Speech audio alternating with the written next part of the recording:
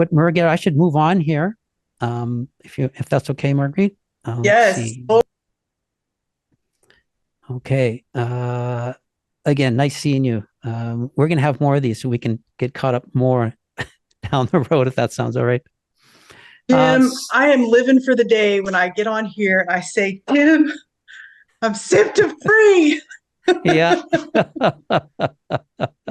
And you will if you keep persevering. I know it's hard work. It took me about 2 full years of doing that. And I was really good at my recovery strategies faithfully every day. Towards the first year of recovery, I set really good boundaries, had to deal with my guilt. So I worked at it. For me, it was 2 years. So you're doing great at 2.5. Yeah. Yeah. And you have way more underlying factors than I do. So, yeah. Okay. Who would like to ask the next? I'm just looking at the chat here. Chronic pelvic pain syndrome. Yeah. Can you talk about their experience helping people? Well, yeah, I'm so proud of Marguerite too, by the way, in the comment.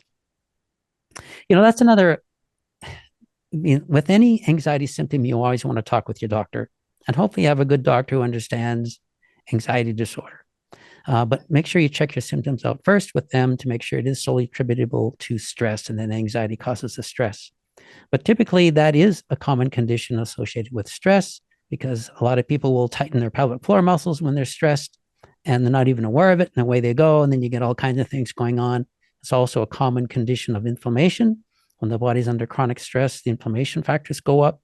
So all those things, can contribute to that symptom. I had the same problem. I struggled with the same thing years ago. So how you overcome that is the same way you overcome all anxiety symptoms. Work on your underlying factors, reduce your stress, regular deep relaxation. I know I talk about that a lot, but it is like a silver bullet. Regular deep relaxation gives the body the opportunity to start to gear down. It also retrains the body to gear down. It's difficult in the beginning because the body's used to just go, go, go. So you have to train it. But as you get going, the body will eventually learn to start relaxing during those times. And then that relaxed tone becomes the normal over the course of time. If you're not deep relaxing every day, you aren't training your nervous system to be calmer. Now, cat naps help. The problem with cat naps is that if you fall into a sleep, that's great. But when you come out of it, the body just sort of jolts itself. So it gives it a huge boost of adrenaline and away you go again. Whereas if you use deep relaxation, you don't get that boost at the end. So you can sustain that more calm and relaxed lower cortisol level throughout.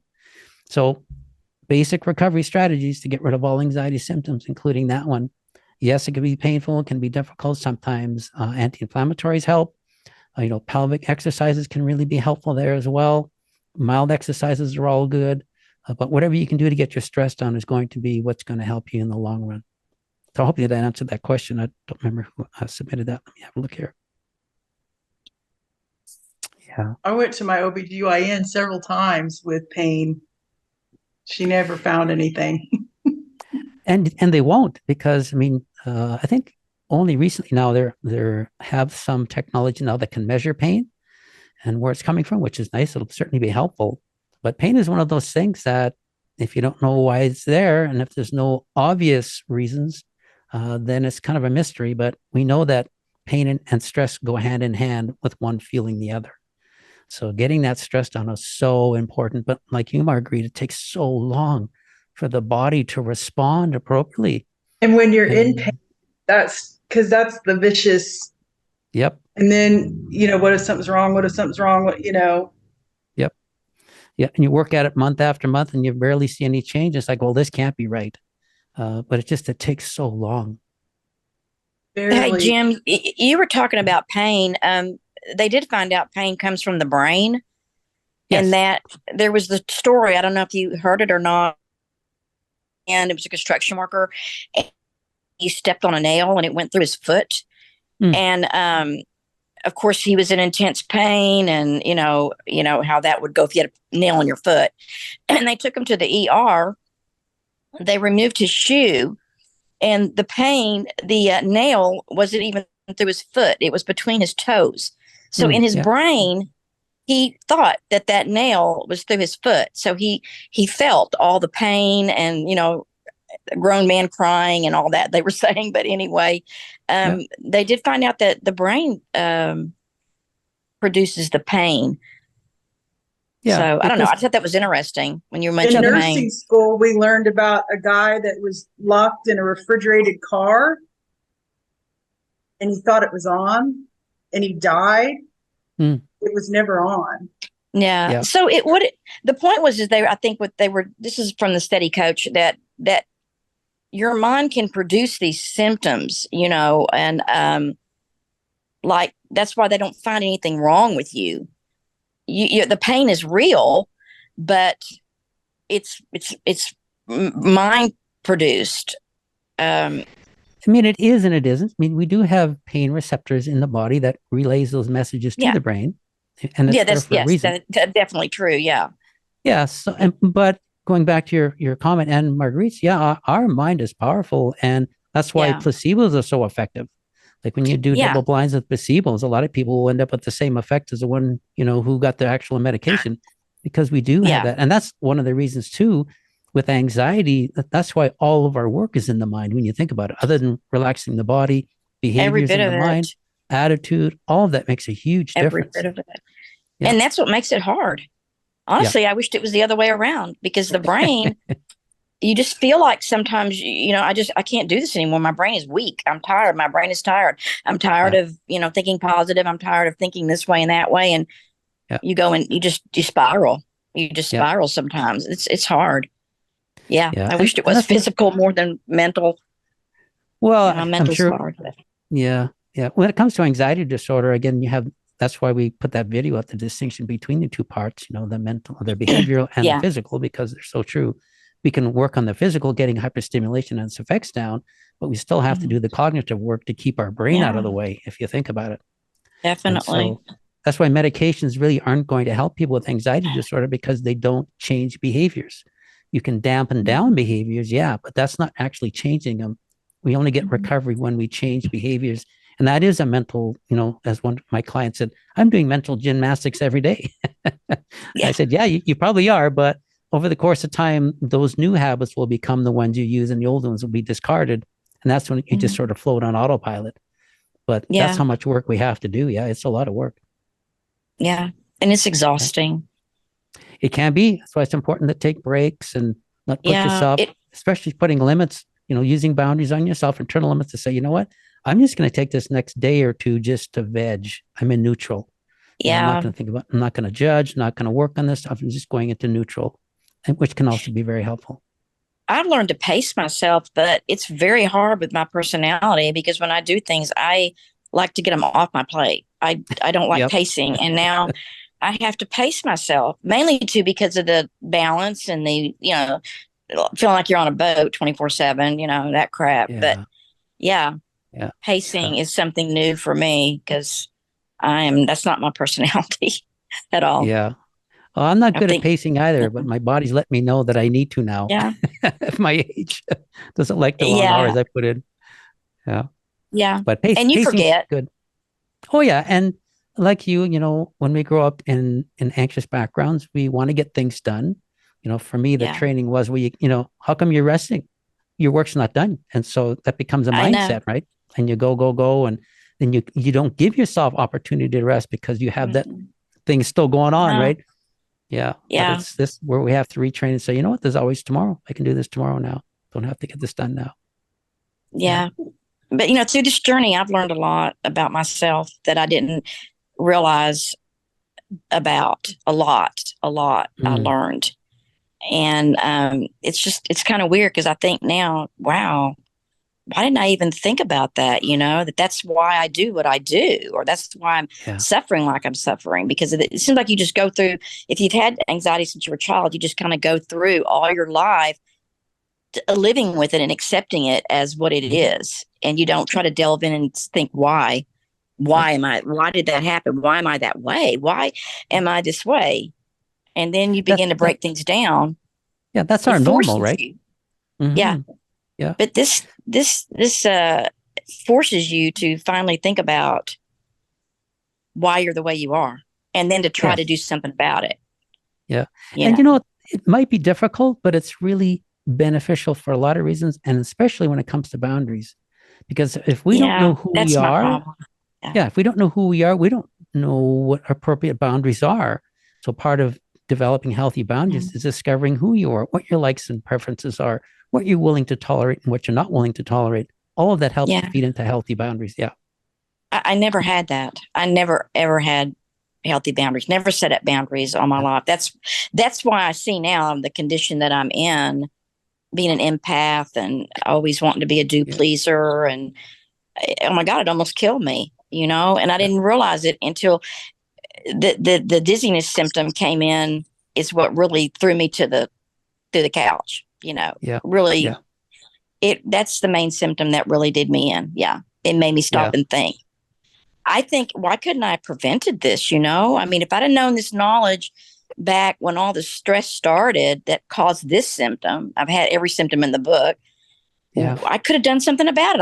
I could have been working on it, but Yeah. instead I let it get to the point where, nervous breakdown time, and Yeah. that was it. And now I'm digging myself out of a hole. Yeah. Yeah. I'm digging myself out of a hole, which is, I don't know if I'm going to come out of it. Um, Oh, you will. you know, I I, mean, I, cause and effect, I, right? it, I mean, yeah, I don't know. At times I feel very confident, and at times I don't. And that's the problem. I think if you're a child and all your life you've been like this, how do you get out of that behavior? How do you? It's like it's so the neural pathway is so deep.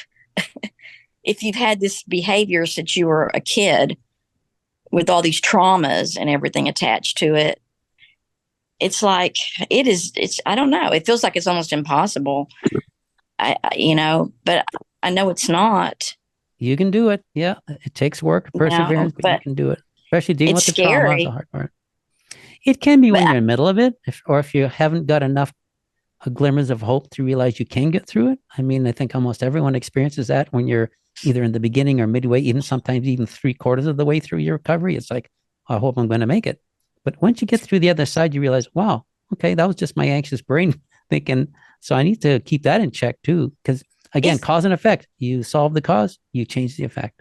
change the effect. But Yeah. if I could just feel like, if I could just feel every once in a while some kind of a cloudy break. And it's funny because I listen to your stuff all the time on the dizziness, and because you lived through it. And when you Yeah. always say, well, it took me 6 months and I finally felt something. It had a very small, it was only like for a little second or something. And oh my God, 6 months, of being diligent. Yeah. It's funny, but I was going to tell you that I actually have an album on my phone that is Jim Folk, my hero, and it's everything. It's everything you ever say, on anything, or videos. It's just all your stuff. And when I start feeling a setback or something, and I tell Patty this too, I get on there and I listen to you and I read what you say, and it pulls me out of it. Mm-hmm. It does Yeah. pull me out, so it helps a lot. But I do Good. too, Janice. That's why I call him the anxiety whisperer, yeah, the definitely. anxiety whisperer, And the anxiety guru. The terror you Funny. feel with so this is Yeah. ridiculous. So, while I have you here, real quick, I was going to ask you. I do have a question about containment, and so, like, my main core fear, that really causes me to have setbacks, and it's really a struggle mentally, is when I have these days where I'm really, really bad, and you Mm-hmm. get really, really scared.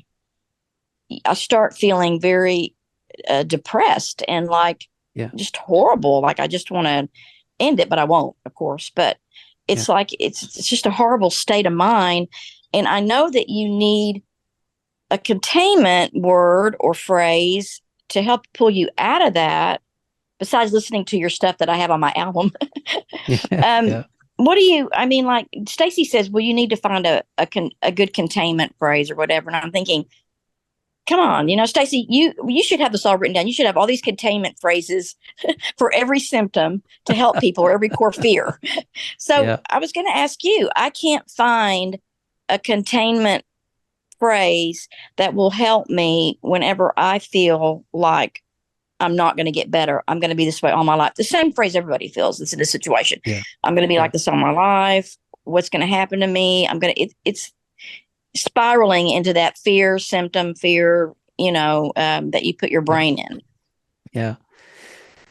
Well, for me, I like to go and break it down into those two parts again.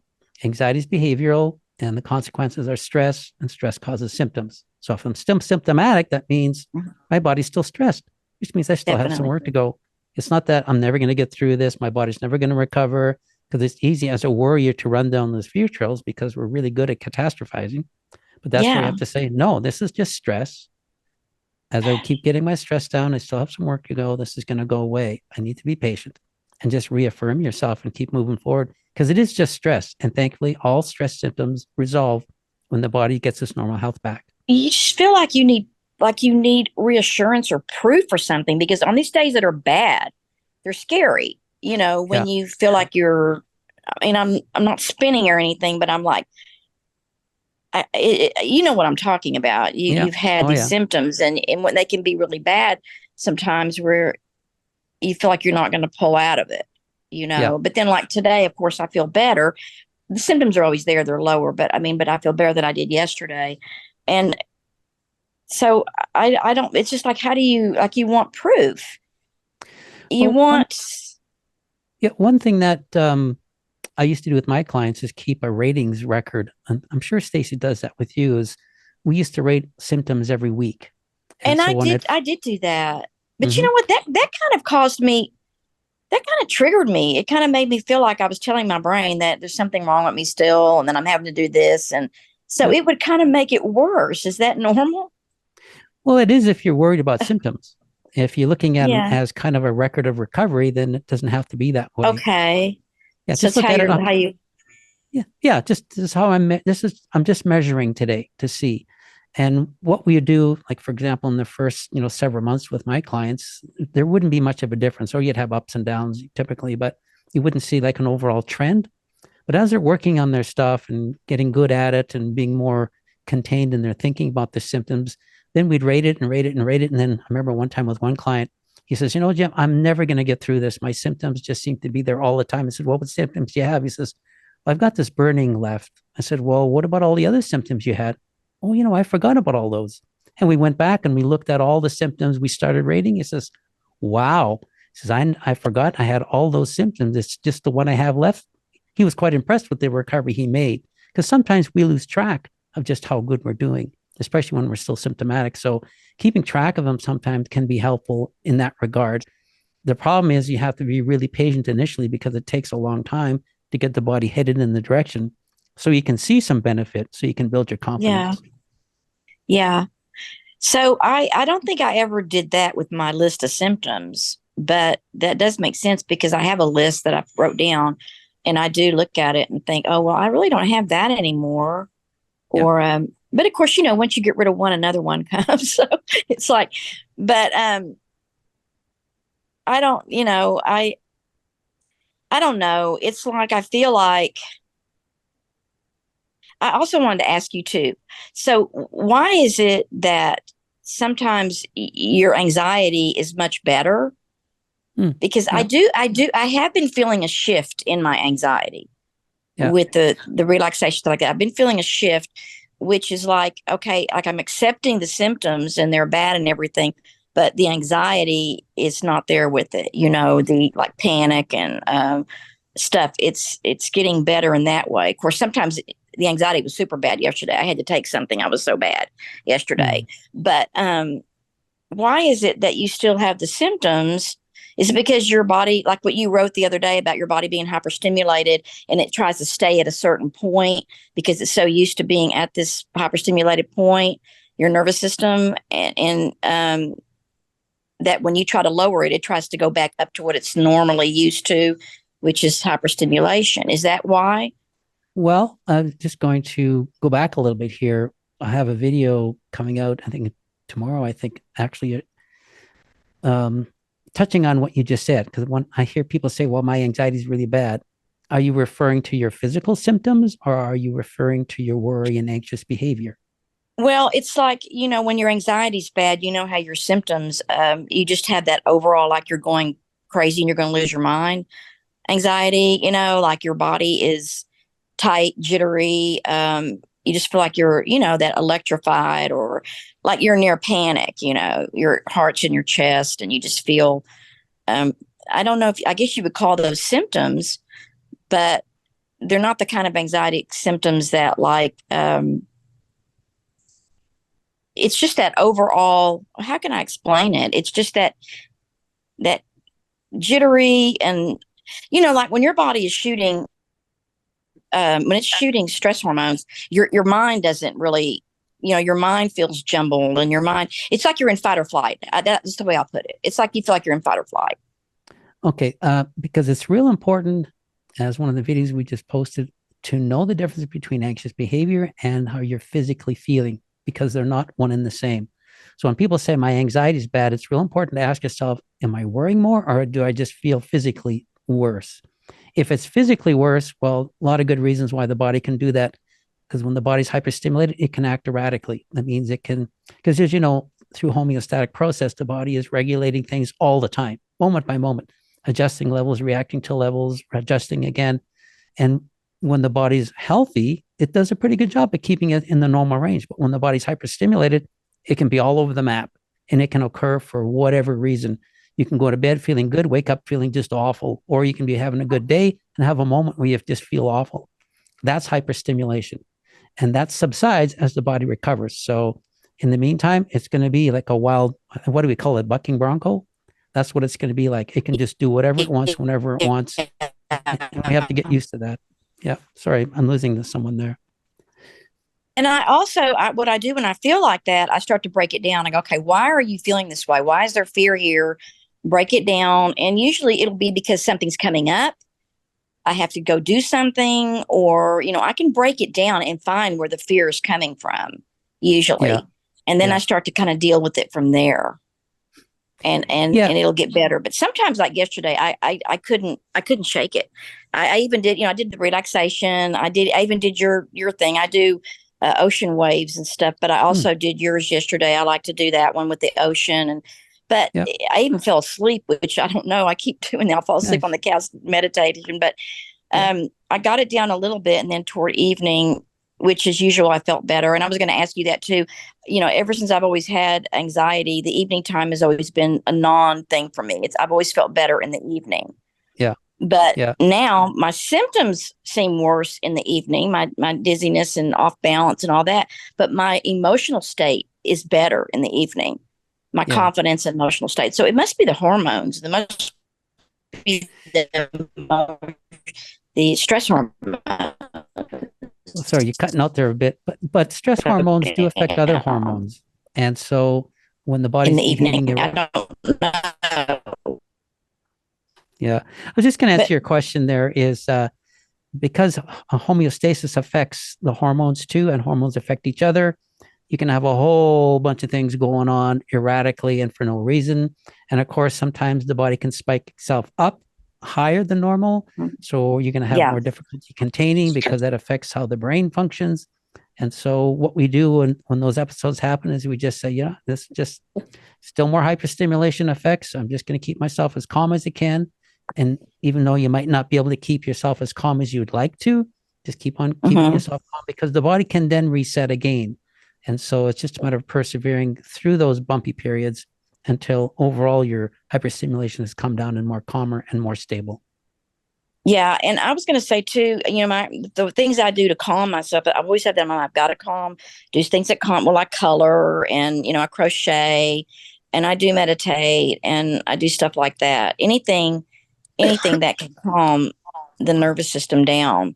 And like you Yeah. said, sometimes sitting too long makes me feel even more anxious. Like I have to get out of the house. And when I'm in a car, I'm okay. But yeah, it's been difficult, but I do see a shift. I do Well, see a that's shift, and good. I told Stacy that too, that I'm seeing a shift, and then I see extreme dips that I'm not used to. So maybe that's a part of it. Yep. But I'm waiting till the day when I have a cloudy break from this crap. It's that I coming. feel grounded. And I was going to ask you too, there's so much visual stuff with me. And I know I had the visual stuff was coming on before I had the dizziness, but now I've connected it to it. So now it's like a Yeah. pair, and Yeah. I have to constantly tell myself it's a separate symptom, and keep it separated, because otherwise the Yeah. brain wants to throw it at me, and say, oh, it's your eyes. And well, and then I tell it can't be my eyes. So I'm in a car driving, I'm fine. So it's not Yeah. visual, but it's the symptoms that are listed on your website, too. Like, it's just the oversensitivity. I feel like I'm looking through water.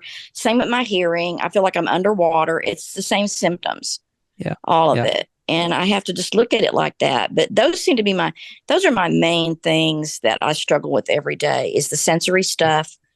And with my hearing, vision, filling up in a box when I talk. And I was going to ask you, every question I was going to ask you the last week has been answered on your website. Oh, So like, I won't have to ask him that question, But anyway, I think but I do want to say something before I let somebody else.